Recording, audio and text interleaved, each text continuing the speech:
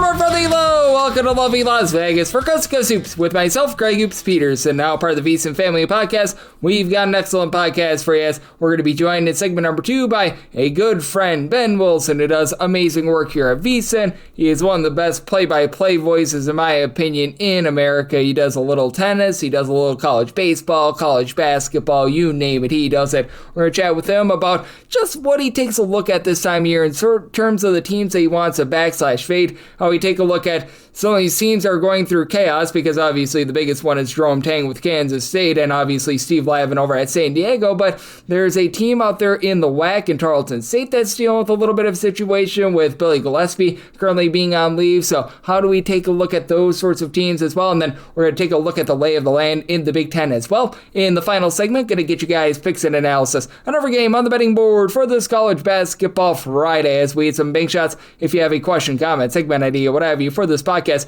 you do have one or two ways to be able to fire those in. First one is my Twitter/X timeline at GUNet_81. Keep in mind, letters EM, they mean does not matter. So as per usual, please do send these into the timeline. And the other way is find an Apple Podcast review. If you rate this podcast 5 stars, it is very much appreciated. From there, you're able to fire in whatever you'd like to hear on this podcast via that 5-star review. Did not get in any Twitter/X questions today, but we had a fun day of college basketball on Thursday. Let's take a look back at it, try to find some trends, and try to get to know these teams a little bit better. Games from yesterday is Greg buzzing about. Here is the rowdy recap. The worst team in all of college basketball against the spread actually got worse. With Kansas City, they are now 5-19 against the spread. 85-70. North Dakota gets the job done. Kansas City was down just 2 points at the half, but they allowed North Dakota to go 11 of 28 from three-point range. Kansas City actually wins the turnover battle by kind of 16-14, but they lose a rebound battle 45-37. For North Dakota, they go 26 out of 32 at the free throw line. Trey Booker Lowry off the bench for Kansas City had 21 points to lead the way. I believe a career high for him, but yeah, it's not going great for them to say the least. That's another non-cover on their front. Things are going well for this team, though. Portland State now 16-5-1 against the spread. They handed to Idaho 77-67 the final. This was a spread that in a lot of places was hovering right in that neighborhood about 3.5, so a nice easy cover. As for Portland State, they're able to go 9-20 from three-point range. In this one, you had scary Terry Miller only give you 6 points. That's one of their top scorers, but it was Jalen Henderson who stepped up double-double, 20 points, 10 assists. For Portland State, they win the turnover battle 13-10. They allow Idaho to go 11-27 from three-point range, but on their 2-point shots, they go just 12 out of 33. So Portland State continuing to make you money. They get the job done. This has also been a team that's been able to get the job done. Mercer 18-7 against the spread this season. A little bit less than savory, though, on Thursday. As for Mercer, they do not get the win at home against Chattanooga, 94-90. They lose outright on the money line as about a 10.5 or so point favorite. As Chattanooga, we were talking about this a little bit earlier in the week with Ariel Schaefer, that they're a team that they love to go bombs away from three, and they can knock off a team when they get hot. 10 out of 22 from three-point range for the Moxes. Leading the way was Jordan Princeton with 25 points, and you did have Zakar Williams be able to supply 27 points for Mercer, who goes 12 of 23 from three-point range, but Mercer also lost the rebound battle 33-25, and for Mercer, 16 out of 27 at the free throw line, 14 out of 17 for the Mocs of Chattanooga. Another team that's been making a lot of money this year has been the Pride of Hofstra. They are currently 17-9 against the spread, and you've had a few teams that have been hot and cold in the Coastal Conference thus far this season. And for the Pride of Hofstra, over Hampton, 79-43. No matter what number you laid, you were able to get the cover here. As for Hampton, they go 16 out of 60 from the floor. They lose a rebound battle 37-36. They lose the turnover battle 13-8, and Cruz Davis cruises his way to 20 points. So for Hofstra, they continue to find a way to get the job done. They cash another ticket for you. Another team has been cashing in a big way. Central Arkansas went 15-8-3 against the spread this season. They go on the road and they completely punk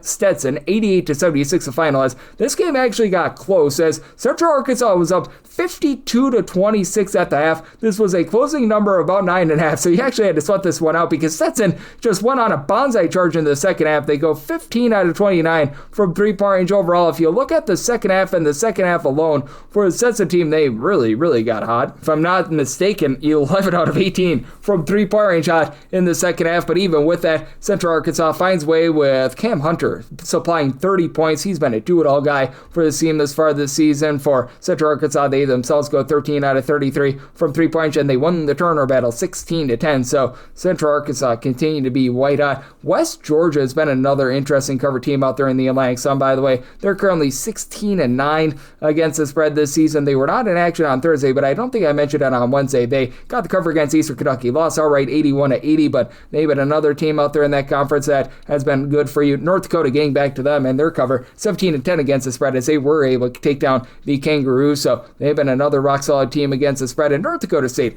out there in the Summit League, they're 16-10 against the spread. As for the Basin, they on Wednesday went up against South Dakota State. They got the job done 74-66. I did not mention that one on the podcast yesterday, as we got a little bit of a potpourri day. William and Mary, America's favorite tag team, they've been 15-10 against the spread going back to the Coastal Conference. And for William and Mary, they took on Campbell, and on this night, Campbell did get the job done 84-83. William and Mary was a small favorite, so they don't get the cover here. As for William and Mary, they did have Reese Miller come off the bench for 26 points, but for Campbell, they had Jeremiah Johnson on their side, 32 points, 7 boards, 7 assists. For Campbell, they win the turnover battle 14-12, the rebound battle 36-33, and go 21 out of 29 at the free throw line, as it's been a little bit of a less than tremendous season for them, but they do find a way to persevere. And Awesome Pete, they've been 14-9-1 against the spread, but on Thursday, they ended up getting punked on the spread. They actually come back to win the game outright, 77-76. They were laying a big number, so they do not get the cover, but they overcome going just 4 of 17 from 3, while North Florida, the mighty Osprey, they were just 5 of 23 from 3-point range, but Awesome Pete finds a way to win the turnover battle 15-12 after getting down big in this game. They find a way to win outright, but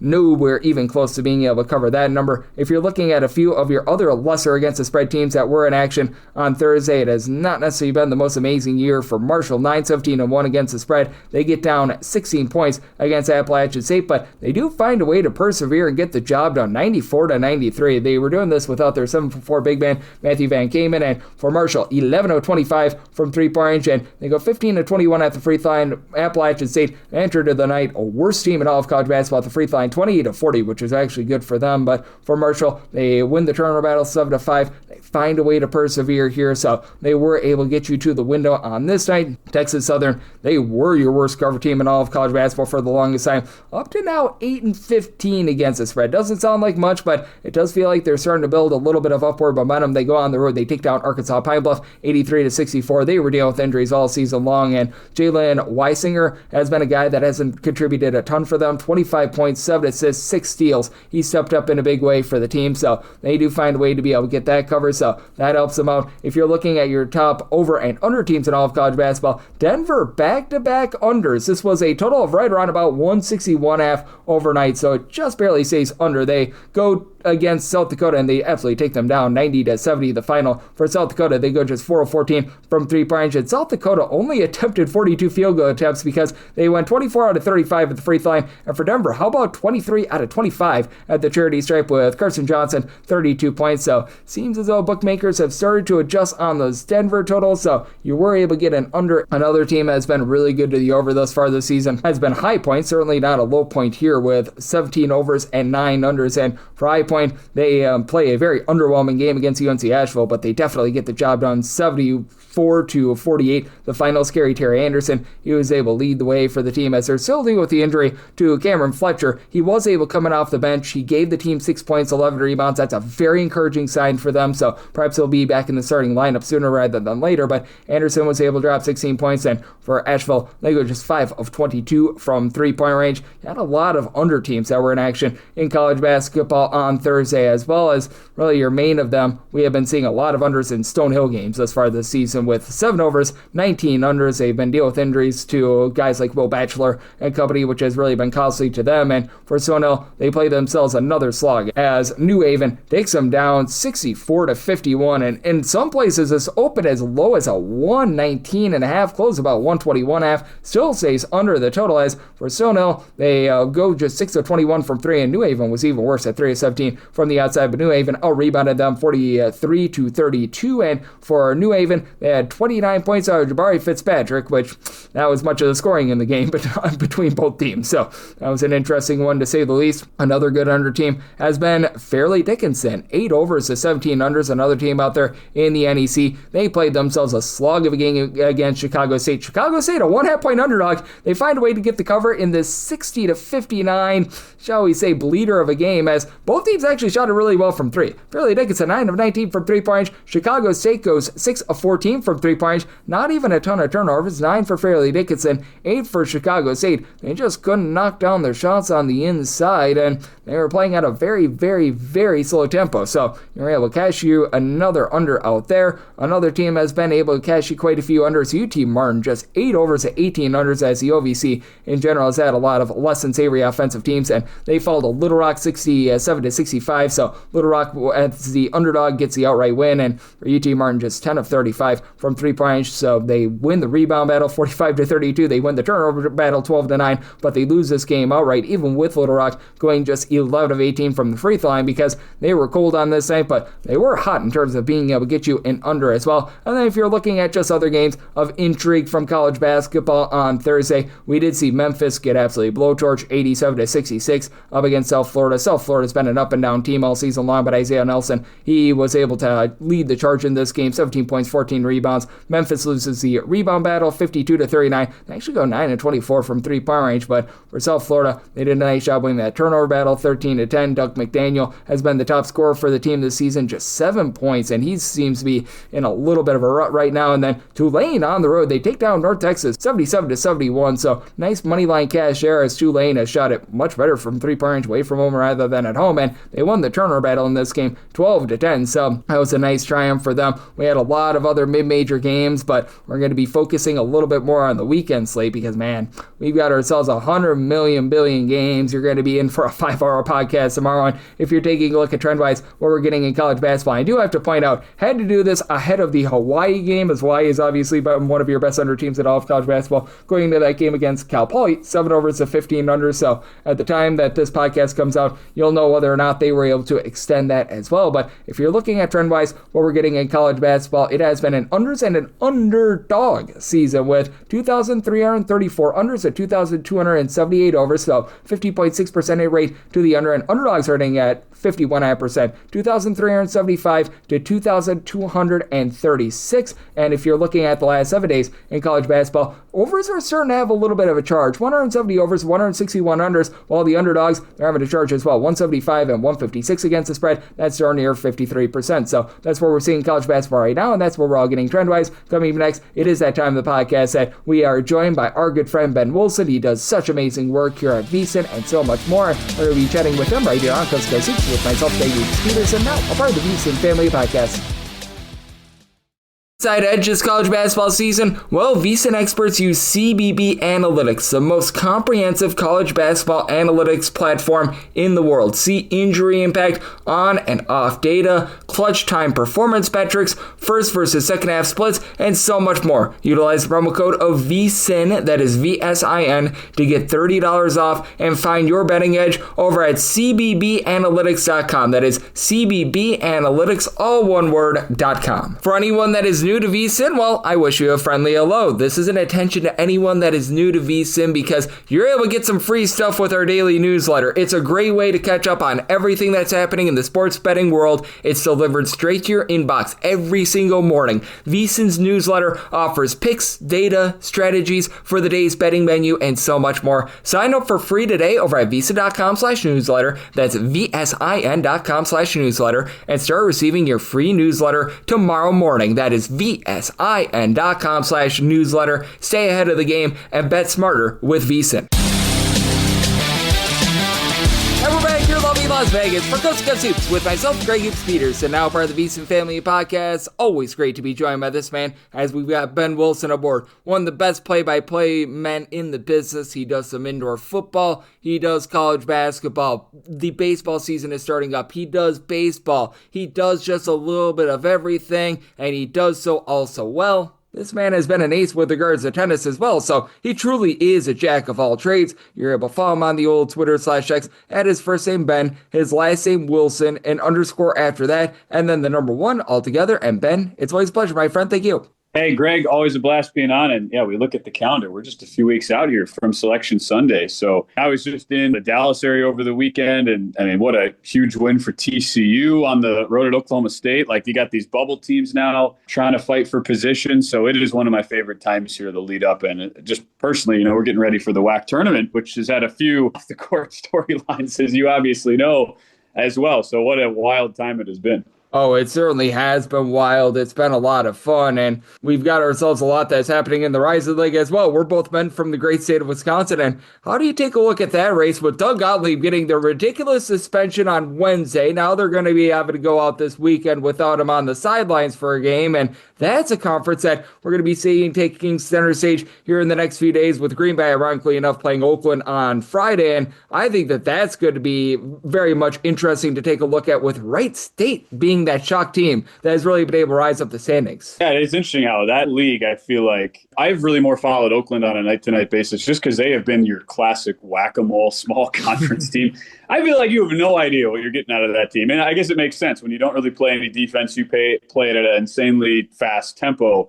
But I was ready to really back Greg Campy's team, thinking they were going to be, no, I wouldn't go as far as say my sleeper team. I mean, they got off to a 10-3 start in conference play, but I thought, look, just based on, the lack of offensive quality in general in that league, I thought Oakland would probably be a good bet. But you look at their last three games, I mean, they've given up, 91, 86, and 93. And one of those games is to Cleveland State, who's been awful. So all of a sudden, we're talking ahead of that Oakland-Green Bay game. Seems like, Green Bay has probably been the weirdest team in the country, Greg. Like, there's probably not a more irrelevant team that's gotten more national coverage simply because of the whole Doug Gottlieb situation. And every time you kind of see everybody crapping on the Phoenix, they come out and actually give you a good result, it seems like. So that part of the race is fascinating to me. And Oakland, I wonder, do they get a little second wind here? Are they able to find a little bit more consistent three-point shooting, any sort of, any modicum of defense here down the stretch? That's kind of what I'm on the lookout for. Yep, it is going to be a lot of fun to take a look at that. And how do you take a look at a situation like UW Green Bay, where they're going to be without their coach on Friday? And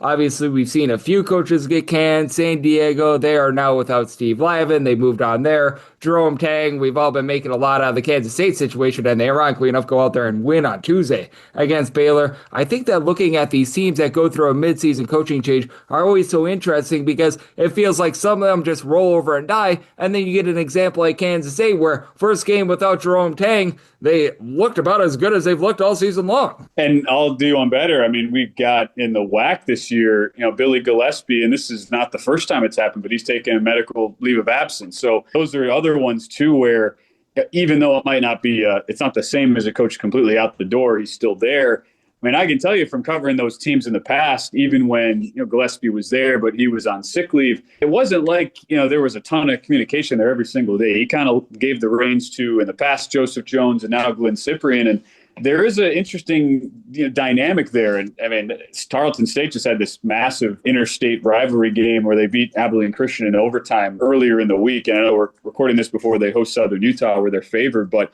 that's kind of an example of a team that certainly has an identity. Now you have a coach who's gone. They still certainly have the same, from the staff perspective, the same guys there, but that's where I look at that as maybe the first couple games are good bet on situations for those teams. And I look at, Tarleton, just having pulled up their schedule, they won, two of their last three and an impressive overtime win over Abilene. That's where I look at it and go, I'd rather bet on those sorts of teams and those kind of situations first. As the dust settles, there's usually a reason, right, where Steve Lavin was moved on from at San Diego. There's a lack of depth. There's a reason why those teams are struggling, and you're probably better off betting against them in the long run. But something to be said, I certainly believe in a lot of sports, and particularly college basketball, for that 2-3 game bump that you tend to see. Does it sustain itself? Not usually. No, it really does not. And with Steve Lavin, he also had his top player in Tyler Johnson enter into the transfer portal midseason, and that's not going to help out in terms of job security as well. Yeah, that's not great, to say the least. As Ben Wilson, who does such great work here at VSIN, is joining me on Coast to Coast Hoops. And Ben, as we sit here right now, we're about 3 weeks and like 2 or 3 days away from Selection Sunday in the NCAA tournament. And how do you just take a look at the landscape right now with there being actual bubble bubble talk that is meaningful, not like the games in January where it's like, oh, there's bubble talk, but it's like, yeah, we're a little bit far out there. Now it's really rubber meets the road. There are teams that are very much fighting for seeding, and then there are the teams that are sort of trying to just be able to make a little bit of a push going into conference tournaments. How do you try to find value, and what are sort of the teams that you do/do not find value on this time of year? It's really situational at this point, and it's the old adage, right? If a team is in a position where they're in these must-win games, it obviously must mean that they're not any good. However, I love that theory. Yes. We all know that that's true. But I would probably argue that the Big Ten and just the school composition and the travel is such a unique thing. And you and I were talking about this going back to preseason, Greg. But I look at a team like Illinois, who, I mean, they could not have been more, Illinois plays UCLA. Look at a team like UCLA. They couldn't have been any more embarrassed, over the weekend. Like, not only do you get blown out back-to-back games, Michigan State, you get your own coach ejecting his own players. Like, it was one of the more bizarre things we've seen in a long time. And then telling the reporter to not raise his voice at him when he did. Yeah, Mick has really been on him, if we're being honest, this year there in Westwood. And he loves seeing the Statue of Liberty, too. Just bring that up with him. You can kind of do a bingo square whenever he's got a press conference. However, look, they come back home. Illinois has been has been an awesome team right now, number one overall efficiency offense in the country. And yet, stylistically, I think kind of plays into UCLA's hands a little bit. UCLA will have the rest advantage in that spot coming up on Saturday. Kind of a tricky game for Illinois at USC. But that's one of those spots where a second game of an LA trip with Michigan on deck for Illinois, that to me is the sort of situational spot where I imagine UCLA is going to be catching, I would think in the 5.5, 6 range. That's a spot I would love to back. And for as much as UCLA has struggled on the road here in conference play, at the same time, this is still a team that shoots the three really well when they're very selective about taking them. They tend to not turn the ball over on offense. They defend the three pretty well as well. And a lot of those things, while they're not elite in any one way, and that has been exploited on the road, are those specific things when you're a good three-point shooting team, you defend the three well, you're smart about taking care of the ball, that generally plays into your favor on your home floor. And you look at some of the past home results here, you're looking at for UCLA, Washington win, Rutgers blowout win, Northwestern relatively comfortable win, Purdue a 2-point win at home, Maryland double-digit win. So they've really taken care of their business outside of that Indiana double overtime loss that could have gone either way. That is just one example, Greg, I'd be looking at here as we flip forward to this weekend. As far as just your betting 101 outstanding situational angle and a team to buy low on that just got embarrassed on a national stage. Oh, absolutely. I'm right there with you with taking a look at the scheduling spots this time of year. I think that it is so important. And then we've got a big game that's going to be coming up on Friday that I think is very fascinating as well as Ben Wilson, who does great work here at VSIN, joining me right here on Coast to Coast Hoops. That'd be Purdue after they took a shellacking against Michigan. The final score being a differential of 11, I think makes it look much, much closer than what that game actually was if you use your eyes. But now it's an interstate rivalry going against Indiana. We're doing this before we know the exact line on this game in terms of the opener. But how do you take a look at this Purdue versus Indiana game with the Boilermakers? By and large, when they haven't had to face off against teams like Iowa State along with Michigan, they've been pretty rock solid. But obviously they've dealt with some issues down low, and now they're looking to atone for what was one of their worst performances of the year a few days ago. And keep in mind, the last time they met Indiana, I was back in Bloomington at the end of last month. That was one of the the worst offensive performances we've seen out of Purdue all year. They got kind of dragged into the tempo that Darian DeVries' team wants to play into. That was a game played in the high 130s for the most part. And defensively, you saw a team in Indiana that struggle with fouls. They don't really turn you over as much, but against Purdue, they're not really a team that wants to crash the glass super effectively. They're all about getting great shot quality. It just didn't work out. Now, flipping that around here, and I got to think they'll be near a double-digit favorite, Greg, when we get that line coming out for Friday. Look, it's probably one where I honestly probably would rather just go back to an under than try to figure out, okay, is there an immediate bounce back here? Is this also something that is sustainable for Indiana, a team that has also been somewhat Jekyll and Hyde in conference play?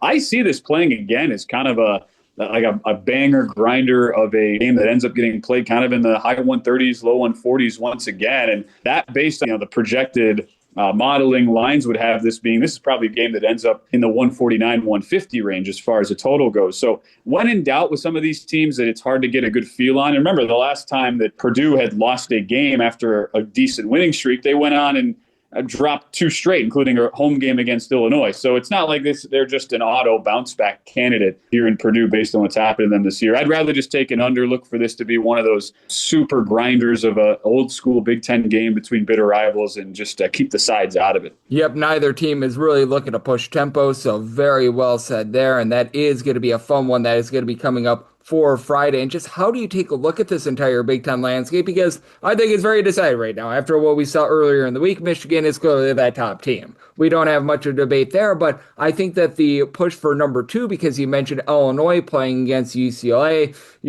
we were just mentioning the Purdue game, Michigan State. I think that that's interesting, and a team that is very near and dear to us, Wisconsin. I don't think you can make the case for them being that second best team, but they've knocked off Illinois on the road. They went on the road. They knocked off Michigan. Those are 2 of the best wins that you're going to find in all of college basketball on any resume. Problem is, they've also laid a few turds. I'm looking at that game against USC a few weeks ago. They have been. I think a lot of people like to joke about, I wouldn't even say joke, they just like to rag on how Wisconsin ends up seemingly always being that team that just destroys everybody's bracket, whether it's to the good or to the bad. Like either they're expected to do great things, just totally crap the bed, or they're like a 7 or 8 seed and just totally ruin a team that everybody loves and has a future on. And hey, if you look at the bracketology today, Wisconsin would be a 7 seed. And that to me is about as dangerous of a 7 seed as it gets, right? A team that can shoot, uber athletic, great efficiency. And then they might lose by 20 at the same time, too. Yes. There was a game when I was a kid. I think Wisconsin was in either a 7-10 or 8-9 game against Arkansas, and they lost by like 40 or something. Oh, remember that UNLV game that they lost when we were kids, too? That too. That was Wisconsin. That was the Orlando Tucker senior year. Wisconsin a 2 seed when they almost lost to Texas A&M Corpus Christi in the first round and then just got blown out by UNLV. So it really could go any which way for Wisconsin. But I certainly would not want to get matched up against them if I'm a 10 seed or a 9 seed, depending on how that all shakes out. Yep, and what I think is so interesting about Wisconsin and what makes them so dangerous is that they take over 50% of their field goals from three-point range. And just how do you take a look at those sorts of teams this time of year, especially in a year this year where it feels like the most dominant teams, like Arizona, like Gonzaga, like Michigan, they're built much more down low rather than in backcourt play, which I feel like is a little bit of a paradigm shift from what we've seen in past years. No, it is. It really does for me. When we get to the NCAA tournament, it creates such a matchup dependent handicap in a lot of ways. And I mean, I look at the teams that are leading the country right now in overall 3-point rate. And I mean, you have a decent amount of teams that are going to be in the tournament. I mean, I'm looking at the top 11 because Wisconsin's just outside of the top 10. I mean, it's Alabama, Louisville, Indiana, Illinois, Nebraska. These are legitimately good teams who are going to be in the conversation for second weekend and beyond. And it really just kind of depends on, matchup specifically. Not only that, but also just the athletes that they're playing on the other side. Are they getting draws where teams who really sell out to stop the 3-point shot, teams that want to slow things down, disrupt your rhythm? And that's what it'll ultimately come down for me. I mean, I just listed, 6-7 teams or so. I think one of those teams, it's fair to say, Greg, is going to get a raw deal, a bad draw, and face a kind of a rough and tumble team early and get knocked out. There also could be one of those teams we just listed that ends up getting a very favorable draw, gets kind of a finesse sort of bunching of teams in their pot. And all of a sudden you look up and they're in the Elite Eight and they've made it look easy. So that to me is the big challenge about trying to figure out where the dust is all going to settle. And it's why, to be frank, I'm glad we still have about 4 weeks here until Selection Sunday. Oh, I am right there with you. And Ben, is there a team in college basketball right now that you really have your eye on that you're starting to feel better about them? It could be like a mid-major team that you think might win a game or two in the NCAA tournament. Could be a team that's a little bit of a sleeper in the futures market. It's your choice. Just a team or two that you're looking at that you think has a lot more value than what a lot of people are giving them credit for right now. I mean, I've been following the West Coast Conference all year, and I maintain that, and maybe it's because we're kind of in our little betting bubble out here, Greg, based in Vegas and on the West Coast.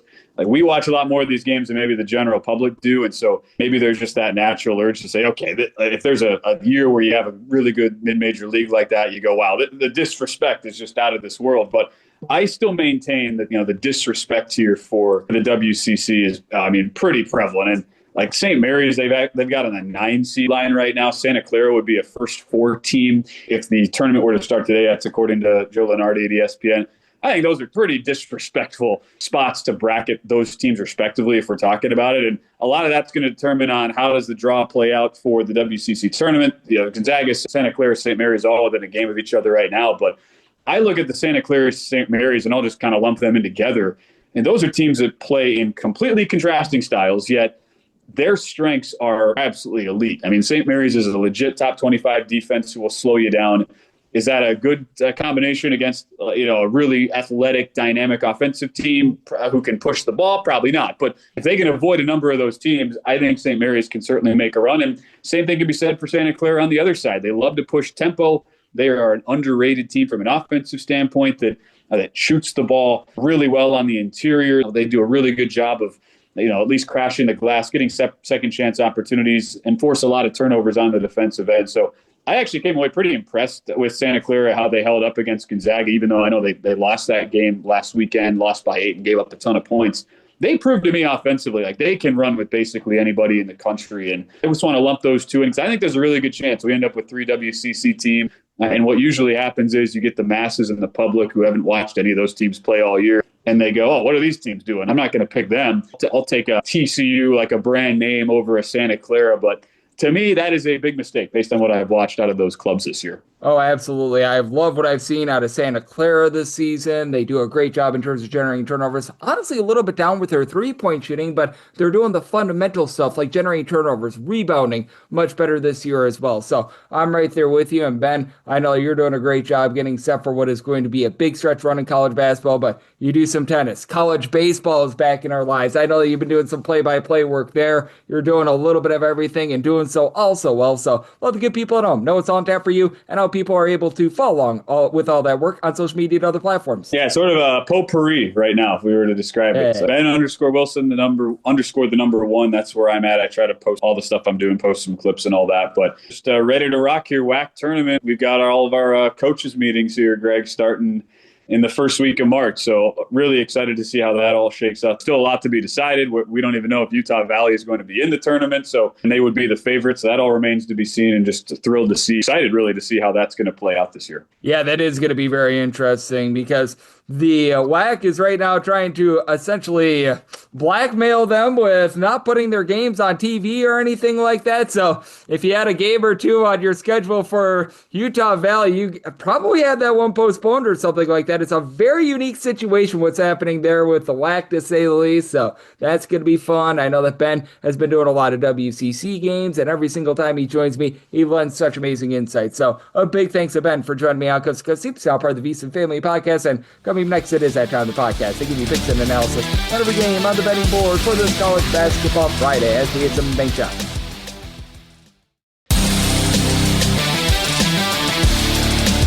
We're back here in lovely Las Vegas for Coast to Coast Hoops with myself, Greg Hoops Peterson, now part of the VSIN Family Podcast. Always great to be joined by Ben Wilson. He does such great work here at VSIN, doing a lot of our weekend shows. He does a lot on the tennis front. This time of year, he's very busy with his play-by-play work. College baseball, college basketball, indoor football, you name it. He does it, and every single time he joins me and lends such great insights. So big thanks to Ben for joining me in the last segment. Now it is that time of the podcast. I give you picks and analysis on every game on the betting board for this College Basketball Friday as we hit some bank shots. Most financial establishments close at a certain time, but not here. It is time for a side and total on every game on today's betting board bank shots.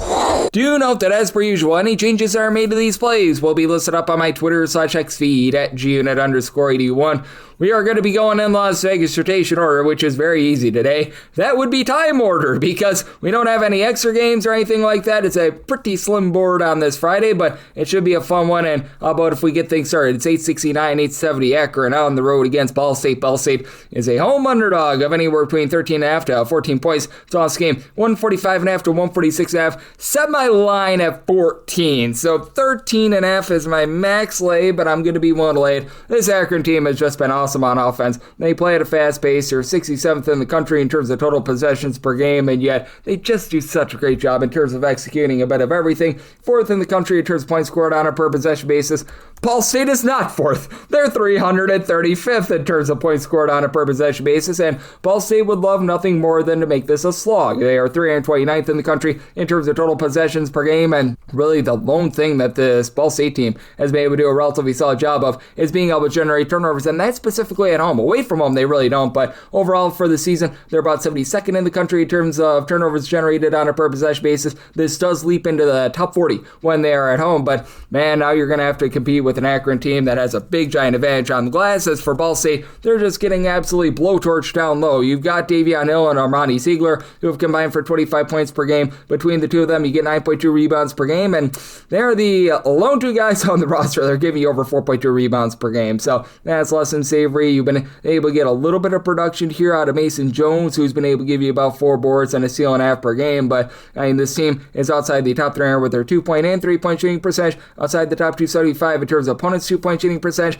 If they're doing one thing okay on defense outside generating turnovers, they're not allowing a ton of second and third chances. They've been a top 275 team in terms of defensive rebound percentage, but for this Akron team, having Tavari Johnson give you 20-plus points per contest, and really all of your top scorers right now for Akron are shooting well from 3-point range. You just take a look up and down the boulevard, and each of your top 6 scorers shoot at least 37.1% for 3, other than Evan Behafe, who shoots about 33% from the outside, but throws in their 2 steals, 10 points per game. And Akron, not the world's worst team in terms of generating turnovers themselves. They've been a top 100 team in terms of turnovers generated on a per possession basis. Top 30 team with their 2-point shooting percentage and their 3-point shooting percentage, and it's traveled relatively well as well. This is an Akron team that, in their games played away from home, they're still extremely explosive with regards to their 3-point shooting. They're doing a great job in terms of taking care of the ball. Matter of fact, that 3-point shooting percentage in their games played away from home is all the way up to 37.2%. Overall, it's 38.2%, so you don't have much of a drop off there, and I think that they get the job done here. So set my line at 14. I'm going to be willing to lay the 13.5. Maybe I total 146. At 145.5, my max buy point on the over.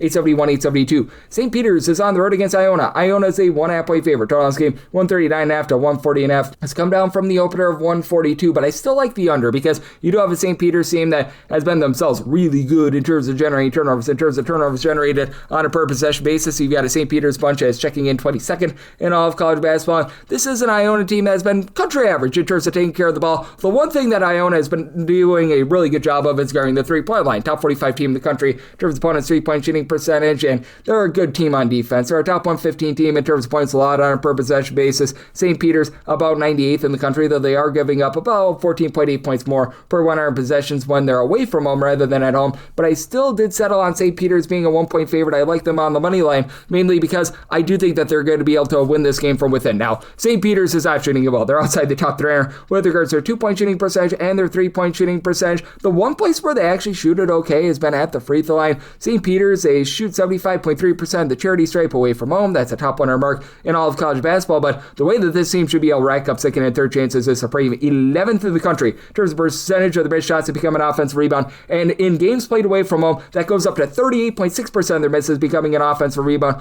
Only Tennessee has a higher mark. Meanwhile, it's an Iona team that, well, they're not fighting for those second and third chances. 331st in terms of offensive rebound percentage. Now, for St. Peter's, they have been dealing with a few injuries here recently. I know that they've had a little bit of, shall we say, in and out with Bryce Eaton, but he should be good to go in this one. I know that he was dealing with ailments, but really didn't miss any games. Brett Bland, 14.5 points, 4.5 boards, shoots 37% from 3-point range. And then you've been able to get quite a bit from the outside out of Eric Morgan Jr. when he's been out there, shooting about 39% from 3-point range, just returned, and he's been utilized in a smaller role ever since his return, but still has been able to give it a bit of something, and the team has been able to do a nice job in terms of rebounding by committee. Your top rebounder is Zakar Williamson with 9 points, 5.2 rebounds per game, but pretty much you've got 4 different guys between 4.7 and 5.2 rebounds per game. Meanwhile, for Iona, you've got one guy that has really been spearheading the offense in CJ Anthony, 14 points, 5.5 assists. He gets everyone involved, and then you've got Lamine Celebi, who down low has been able to give you about 8 boards per contest. He's one of just 2 guys on the roster that give you over 3.8 rebounds per game, with Kosuke Akamitu being able to give you about 10 points, 4.5 rebounds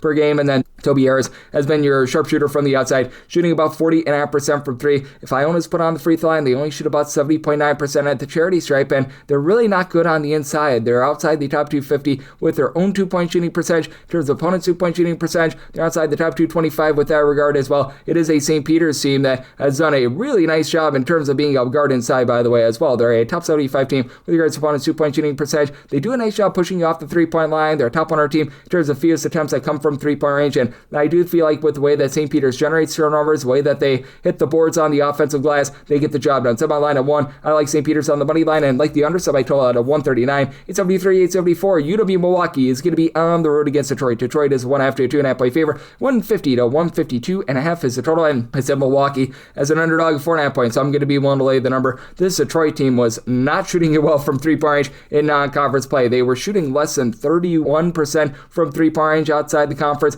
In conference, they're over 40% from three-point range. That leads the conference, and now they go up against UW Milwaukee team that's 322nd in all of college basketball in terms of points allowed on a per possession basis. And it's a Detroit team that's doing a nice job fighting for second and third chances. 59th in the country in terms of percentage of their missed shots that result in an offensive rebound. Milwaukee's been able to do a solid job here as well. They're 96th in terms of offensive rebound percentage, with rebounding 31.3% of their misses, but you still have Danilo Jovanovic, who's really been your top guy down low with 12.6 rebounds per game out of the fold. Seth Hubbard, who was leading the way in the first 10 or so games of the season with regards to scoring, he's out. They have gotten back Fazion Fields. That helps. He gives you about 7 points, 5.5 rebounds per game, and then Aaron Franklin, 6.5 points, 6.5 boards himself, but for UW Milwaukee, it's a team that just really has taken a little bit of a dive with regards to their offense, and defensively they just have been a train wreck. They're outside the top 10 with regards to opponents' 2-point and 3-point shooting percentage. And for Detroit, you've got TJ Nadeau, who's been shooting it really well from 3-point range right now, supplying the team with about 13 points. He shoots 46% from 3. Tyler Spratt has been able to be a 40% 3-point shooter, 10 points, 4 rebounds per game.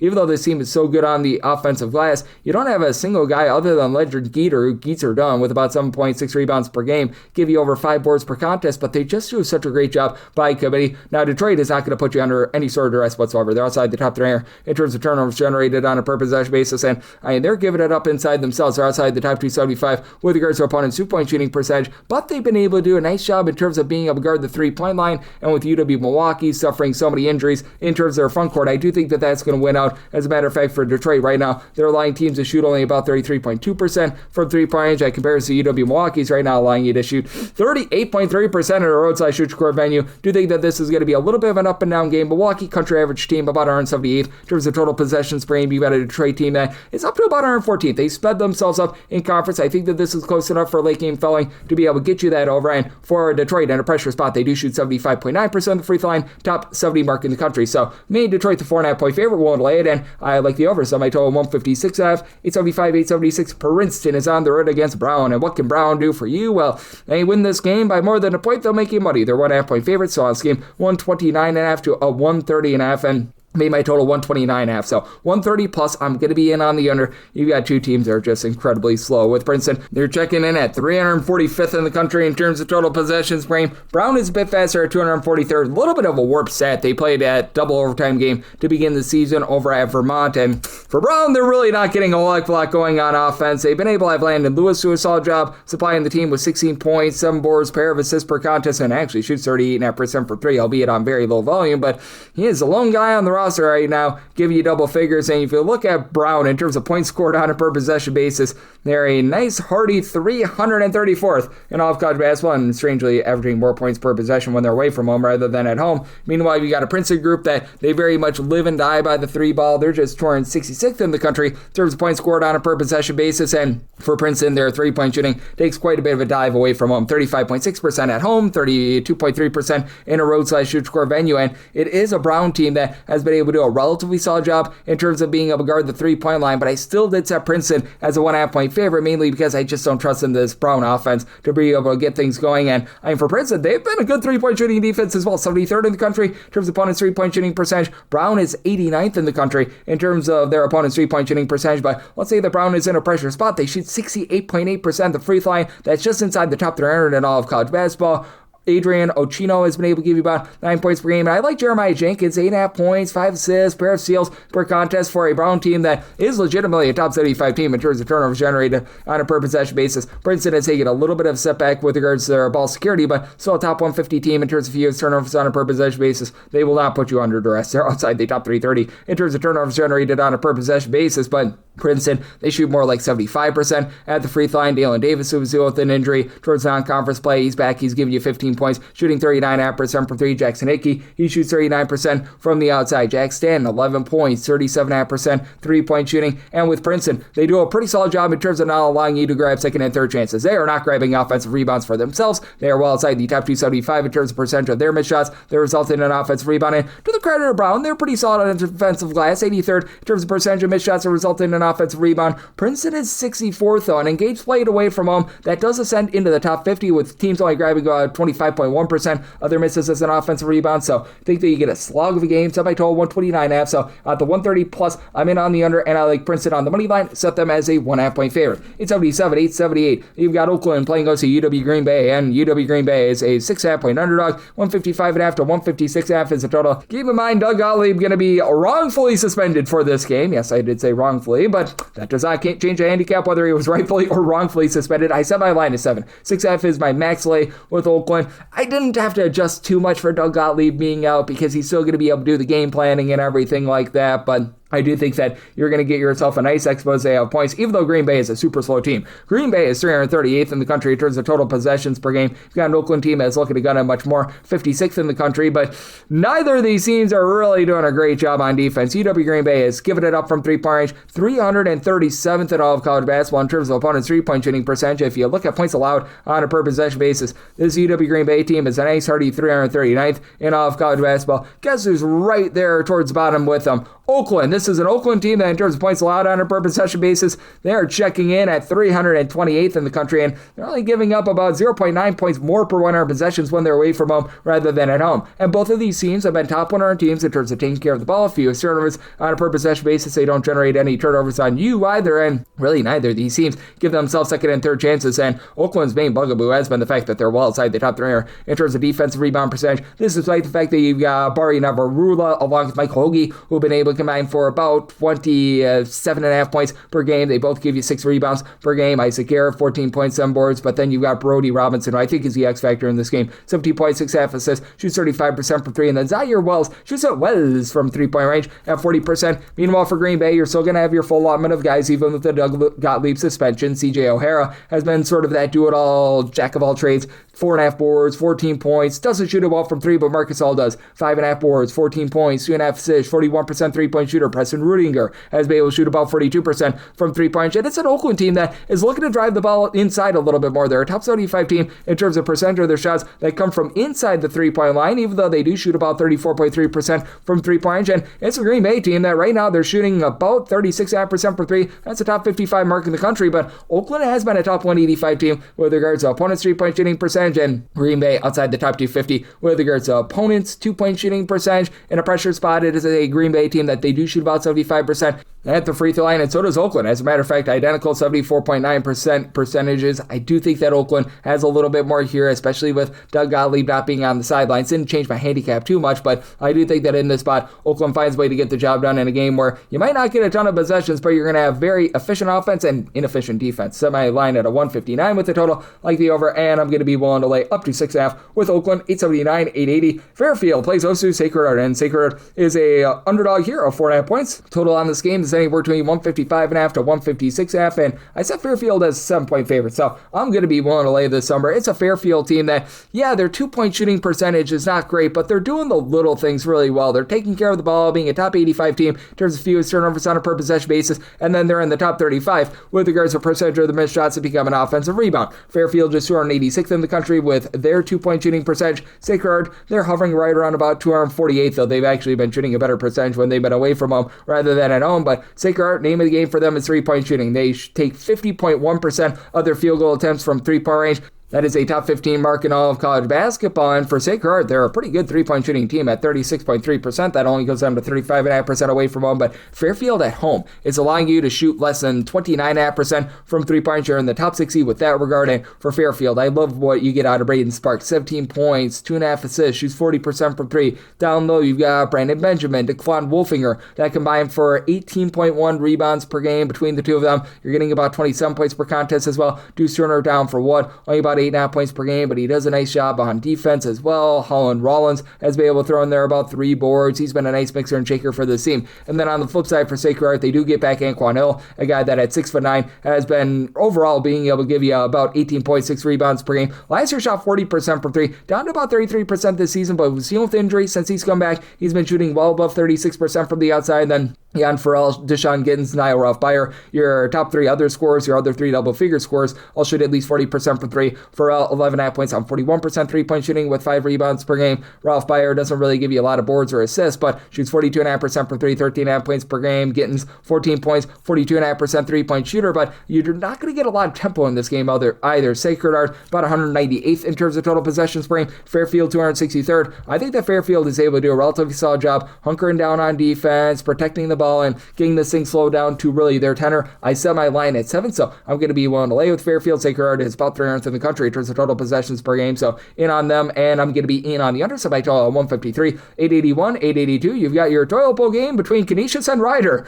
Rider is a home favorite of 1.5 points, 132.5 to 133.5 is a total, made a total of 130. I'm in on the under. Canisius, 349th in the country in terms of total possessions per game. Rider, 339th, and these are two teams that are not lighting it up with regards to their offense. In terms of points scored on a per possession basis at home, Rider is 355th in all of college basketball. Canisius, not great. They're a little bit better at 348th, but the Canisius has a far better defense. 258th in the country in terms of points allowed on a per possession basis, which doesn't sound great, but Rider's in the bottom 20 in that regard as well. It's a Rider team that's been a wet match in a dark cave. Really, the lone thing that they've been able to do an okay job of is grabbing second and third chances, but they give you second and third chances. They are 330th in the country in terms of defensive rebound percentage. Canisius, meanwhile, they're not bad in terms of disallowing second and third chances. About 28% of opponents' missed shots become an offensive rebound. That's a respectable mark of 158th in the country. For Rider, you've got two double-figure scores, Flash Burton along Zion Cruz. They've been able to combine for just under 28 points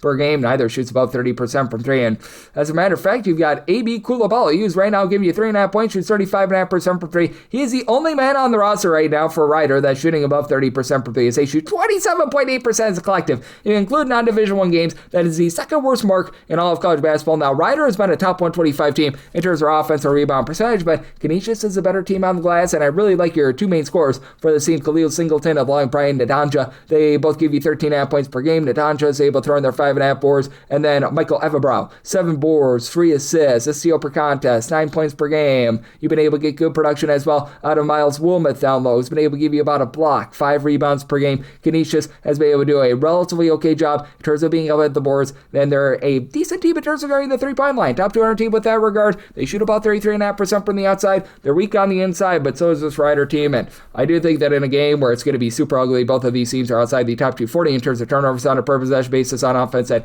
Canisius gets the job done. So Canisius as a 2-point favorite. I like them on the money line and on the under. So by total 130, 883, 884. Niagara is going to be on the road against Mount St. Mary's, and the Mount is about a touchdown favorite. 6.5 to 7.5 point favorites. 129.5 is the total, and I made a total here of a 130.5. I do like the over. Now, it is a Mount St. Mary's team that has had such a tough time taking care of the ball. Depending upon the day that you look, they're either 364th or 363rd out of 365 teams in terms of turnovers on a per possession basis on offense. But the good news is Niagara, not really a team that's going to force the issue. They're about 198th in the country in terms of turnovers generated on a per possession basis. Mount St. Mary's not doing a whole heck of a lot of that either. 322nd in terms of turnovers generated on a per possession basis. But where this Mount St. Mary's team has really been able to shine is with regards to their interior defense. Mount St. Mary's is actually 35th in the country in terms of opponents' 2-point shooting percentage. And yeah, we've got a Niagara team that's supposed to be built around 3-point shooting, and they're not really doing the world's greatest job of that. We'll say Niagara away from home has actually become a top 200 team with regards to opponents' 2-point shooting percentage, so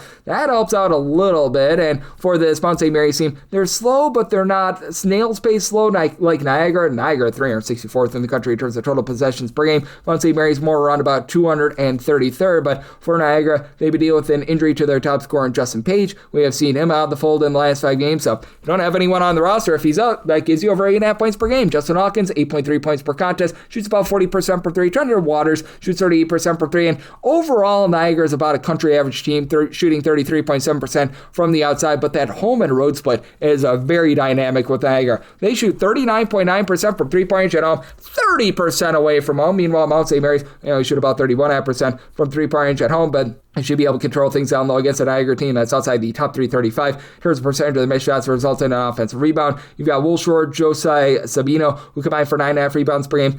Nobody else for Niagara gives you over 3.3 rebounds per game. Meanwhile, for Mount St. Mary's, you've got Xavier Lipscomb, who's been captain versatile for this team. He's been in college basketball for a very long time, and he's right now supplying about 9 points, 4.5 boards, 4 assists. Steal per contest, shoots 34.5% for 3. Arlandis Keys shoots 37% from the outside. You've got a guy in Lipscomb who also shoots 90% of the free throw line, which that's important because Mount St. Mary's only shoots 67.2% of the free throw line. That's pretty deplorable, but that said, for Mount St. Mary's, country average team in terms of guarding the arc, and then you've got Luke McKeldin give you about 6 rebounds, 11 points per game for Mount St. Mary's. They're outside the top 10 with regards to their offensive rebound percentage. Not too bad on the defensive glass, and I think that that's more than enough to get the job done, especially with them probably being able to take care of the ball a little bit better against a Niagara team that doesn't force the issue. So set a total of a 130.5, 130 or less in on the over, and willing to lay up to 8 with Mount St. Mary's. 885, 886. Marist is on the road against Manhattan. Manhattan is a home underdog here of 4.5 points. 140.5 is the total, and made Marist the 7.5 point favorite. I'm going to be willing to lay the number. This has been a Marist defense that just time and time again has been able to get the job done. Marist is currently 9th in the country in terms of points allowed on a per possession basis, and it doesn't really matter what metric you're looking at defensively for this Marist team. They're in the top 50 in pretty much all of them, except for maybe defensive rebound percentage. In terms of percentage of missed shots to become an offensive rebound for opponents, that's 59th, but you take a look at this Manhattan team at home. They're allowing teams to grab 37.4% of their misses as an offensive rebound. That is 363rd in all of college basketball. Manhattan, 332nd in terms of points allowed on a per possession basis. Well, you've got a Marist team that has been a really supreme team with their 2-point and 3-point shooting percentage. They become a top 100 team with regards to turnovers generated on a per possession basis, and they've got a pair of guys to give you 12 points per contest in Rajon Blackwell along with Elijah Lewis. Lewis doesn't give you any 3-point shooting, but a pair of assists, 4.5 rebounds per game. Blackwell shoots 36% from the outside, and let's say that you get into a pressure spot here with Marist. They shoot 79.5% of the free throw line. That is a top 5 mark in all of college basketball. And then you've got a guy in Jason Schofield who's been able to give you 8 points, 4 rebounds per game. They just do a nice job by committee on the boards, and it's a Manhattan team that if they can get to the free throw line, they're very good at the charity stripe at 79.3%. That's the top 10 mark of the country.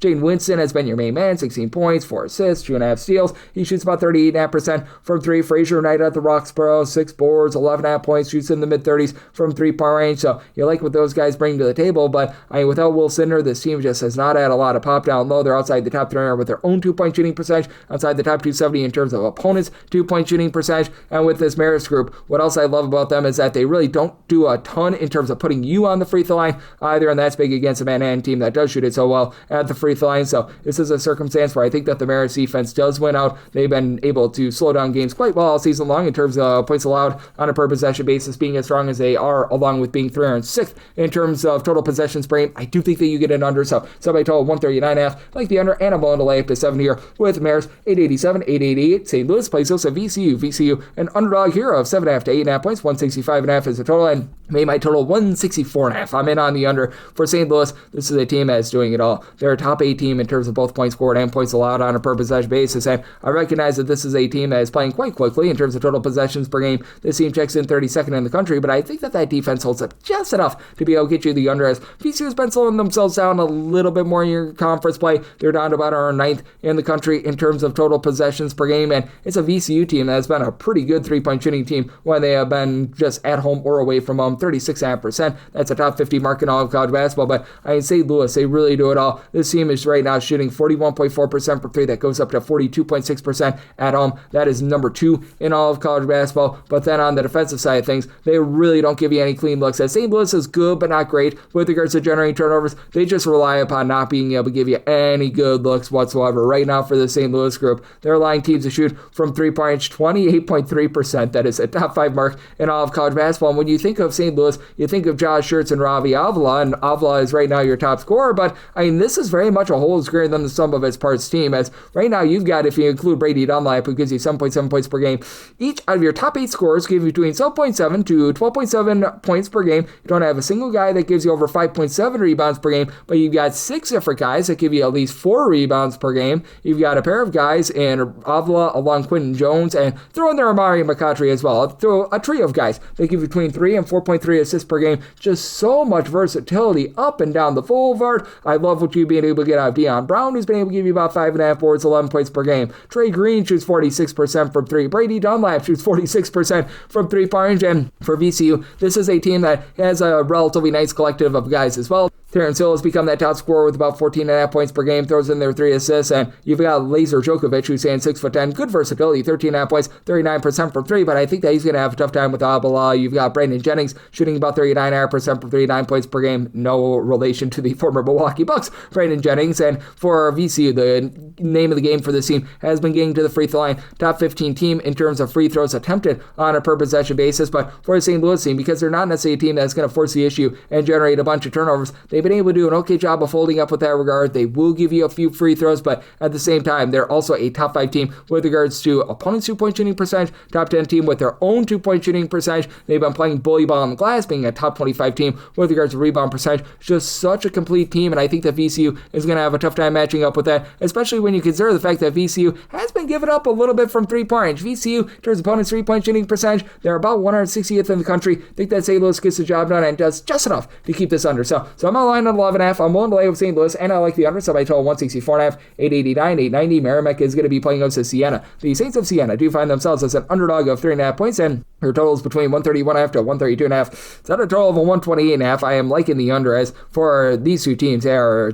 just playing at such a snail's pace right now. Siena, 357th in terms of total possessions per game. Merrimack, 356th, and this Siena defense has traveled so well. 21st in terms of points allowed on a per possession basis away from home. 32nd in terms of turnovers generated on a per possession basis away from home. Merrimack, they're obviously a rock solid team with their defense. 72nd in terms of points allowed on a per possession basis, and 29th in terms of turnovers generated on a per possession basis. The reason why I just can't lay it here, even though this is a Merrimack team that if you put them in a pressure spot, they're one of the better free throw shooting teams that you're going to find in the country. Merrimack right now shooting 77.3% of the charity stripe. Interestingly, it goes down to about 74.2% at the free throw line at home. Meanwhile, for Siena, they shoot about 74.8%. The free throw line goes down to about 70.9% away from home. But for Merrimack, they're just still a really bad rebounding team. You look at overall rebound percentage, and Merrimack out of 365 teams, they're 363rd in the country. They're giving up second and third chances. So even though they're a top 50 team in terms of opponents' 2-point and 3-point shooting percentage, that's an issue. While Siena's been good on the glass, they're 77th in the country with this regard. Now,